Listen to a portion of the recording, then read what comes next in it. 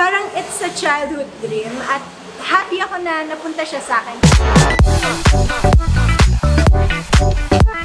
Nako, when it was first offered to me, I was very grateful talaga kasi dream ko talaga mag-portray ng isang diwata. I remember nung bata ko, yung gagawin ko yung kumot, gagawin ko siyang long gown, tapos yung mga flowers, yung mga santan, ilalagay ko sa buhok ko, yung mga bougainvillea, tapos kunyari ako yung diwata. So, parang it's a childhood dream at happy ako na napunta siya sa akin. Kaya I'm more inspired to really do my best in this project. Kasi galing din ako sa Laguna, galing ako sa Calamba, Laguna, dun po ako na grade 2. So dati, kinikwento siya sa akin ng mama ko, ng mga malalapit na tao sa akin. So alam ko na si Makiling, hindi talaga siya pure na mabait na diwata.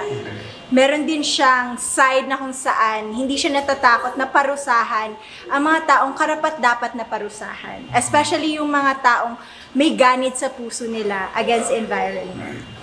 I know magiging super ganda ng kwento kasi kapupulutan siya ng aral about, taking care of our environment, about relationship. So marami siyang aspeto na matatakal. And of course, this is produced by GMA Public Affairs.